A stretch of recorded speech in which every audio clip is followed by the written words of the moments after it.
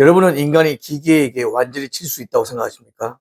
2016년 전 세계는 그 질문 앞에 모두 숨을 죽였습니다. 수많은 전문가들은 바둑만큼은 인간의 영역이라고 믿었습니다. 바둑은 경우의 수가 우주의 원자 수보다 많다고 할 정도로 아주 복잡한 게임입니다. 계산만으로는 설명할 수 없는 직관과 창의력이 필요한 예술이라고 여겨졌습니다. 하지만 인공지능 알파고가 등장하면서 그 믿음은 흔들리기 시작했습니다. 그리고 그 역사적인 대결의 중심 속에 이 인물이 있습니다. 300인 프로젝트 오늘의 주인공, 세계 최고의 바둑기사 이세돌을 소개하겠습니다. 이세돌은 세계 최고의 기사였습니다. 그러나 그가 사람들의 기억 속에 영원히 남는 이유는 세계대회 우승 때문만이 결코 아닙니다. 누구도 피하고 싶어 했던 싸움을 인간을 대표해 받아들였기 때문입니다. 이세돌은 1983년 전라남도 신안군 비금도에서 태어났습니다.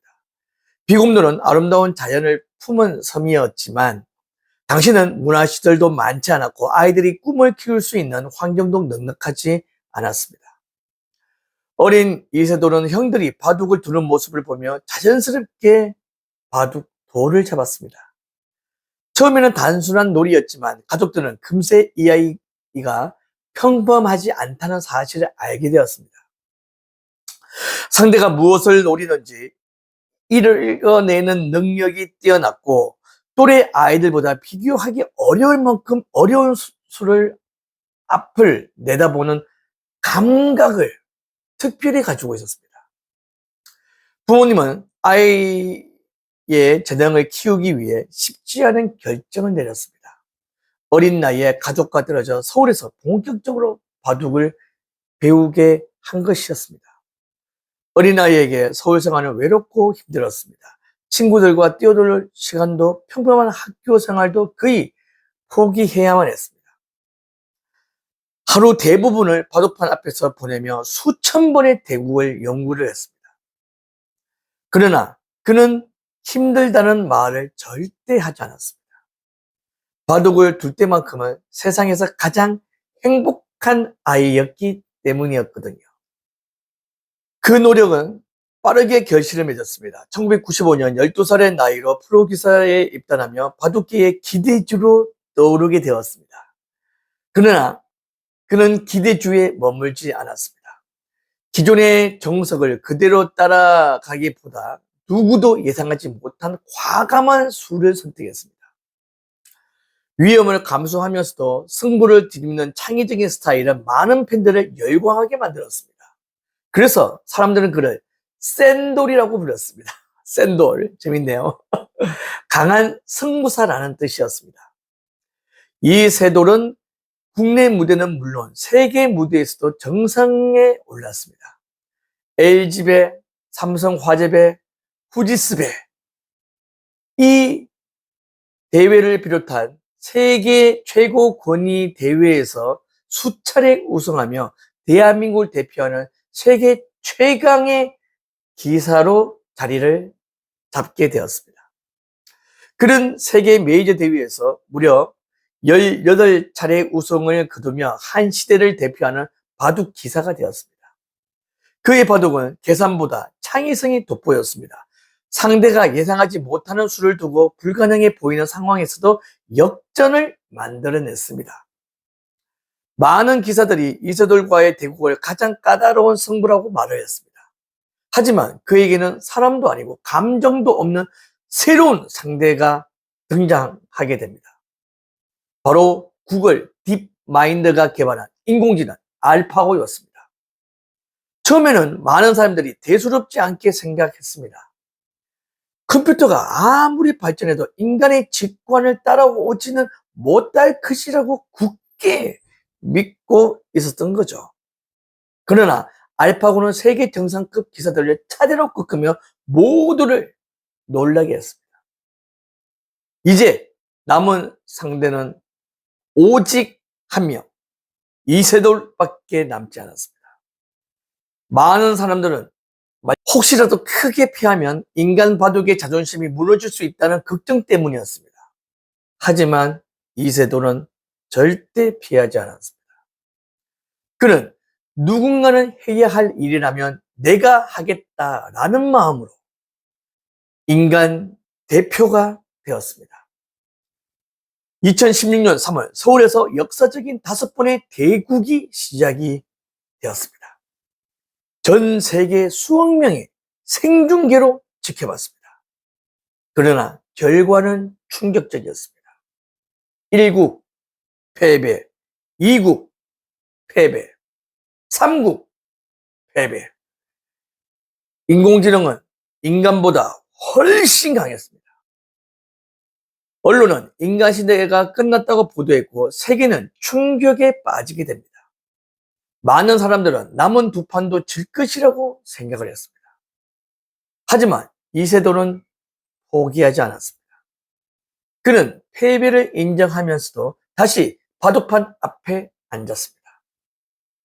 밤늦게까지 연구를 거듭하고 알파고가 미처 예상하지 못할 가능성을 끝없이 고민을 했습니다. 그리고 운명의 4국이 시작되었습니다. 경기는 팽팽하게 흘러갔습니다. 그러던 중 이세돌은 모두가 예상하지 못한 한 수를 놓았습니다. 바로 역사에 남은 78수, 78수였습니다. 해설자들도 처음에는 그 의미를 이해하지 못했습니다.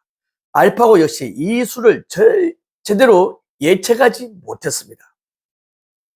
잠시 후 인공지능은 흔들리기 시작하게 됩니다.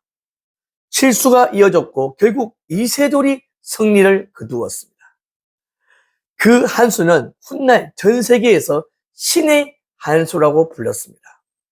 최종 결과는 1승 4패였습니다. 하지만 사람들은 숫자보다 더 큰 가치를 보았습니다. 인간의 창의성과 직관은 아직 끝나지 않았다는 희망이었습니다.